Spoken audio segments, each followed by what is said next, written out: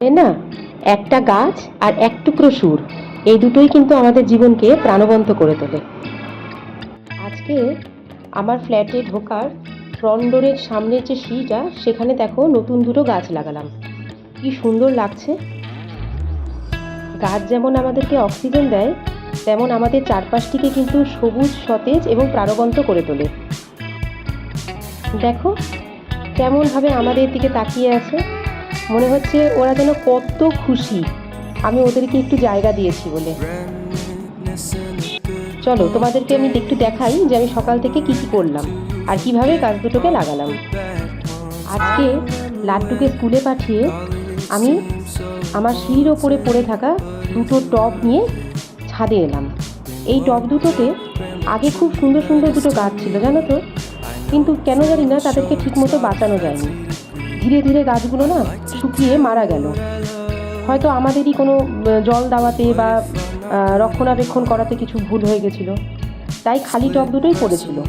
তাই আজকে ভাবলাম আজকে একটু সময় আছে, খালি টব দুটো দেখে মনে হলো এভাবে ফেলে রাখাচ্ছে ওদেরকে একটু নতুন জীবন দেওয়া যায়।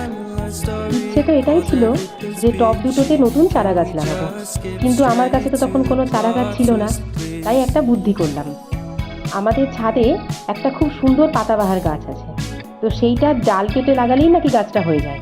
তাই সেই গাছটার খানিকটা ডাল কেটে নিলাম, আর ওই যে তোমাদের সঙ্গে আগেই দেখিয়েছি যে আমাদের বাড়িতে খুব সুন্দর সন্ধ্যামালতী গাছ আছে, সেই সন্ধ্যামালতী গাছে ওখান থেকে একটা শিকড় শুদ্ধ গাছের একটু অংশ তুলে নিলাম, নিয়ে বসে পড়লাম এই দুটোকে ব্যবস্থা করতে। প্রথমে কি করলাম জানো, পুরনো মাটি আলগা করে নিলাম, শুকনো পাতা, আগাছা আর অপ্রয়োজনীয় যতগুলো অংশ ছিল টবে সব কিছুকে সরিয়ে দিলাম, যাতে নতুন যে দুটো গাছ আমি লাগাবো তারা খুব সহজেই বেড়ে উঠতে পারে। আর তারপর মাটির সঙ্গে খুব অল্প পরিমাণে একটুখানি সার মিশিয়ে নিলাম। এরপর খুব যত্ন করে টবের মাঝখানে গাছগুলোকে বসালাম।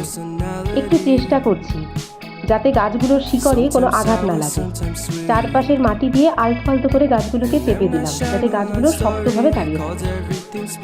এরপরে দুটো গাছ যখন লাগানো হলো, গাছগুলোকে খানিকক্ষণের জন্য একটু ছাদে রাখলাম। যদিও এই গাছ টব দুটো আমার সিঁড়ির ওপরে থাকে, কিন্তু খানিকক্ষণের জন্য একটু ছাদে রাখলাম যাতে একটু রোদ পায়। এবং তার সাথে ভাবলাম যে শুধু নতুন গাছ দুটো নয়, ছাদের বাকি গাছগুলোতেও একটু যত্ন নেওয়া দরকার। যদিও অন্যান্য দিন আমি গাছের সেরকম যত্ন নিই না, আমাদের বাড়ির অন্য একজন সদস্য আছেন, তিনি আমাদের এই ছাদ বাগানটা প্রতিদিন নিয়মিত জল দেন এবং দেখাশোনা করেন। কিন্তু আজকে হঠাৎ করে আমার খুব ইচ্ছে হলো, তাই একে একে সব কটা টবেই জল দিলাম। জল দেওয়ার পর গাছগুলোকে যেন আরও সতেজ সুন্দর লাগছিল। তাই হঠাৎ করে আজকে এটাই মনে হলো, গাছের যত্ন নেওয়া শুধু একটি কাজ নয়, এটি একটি মানসিক শান্তিরও উপায়।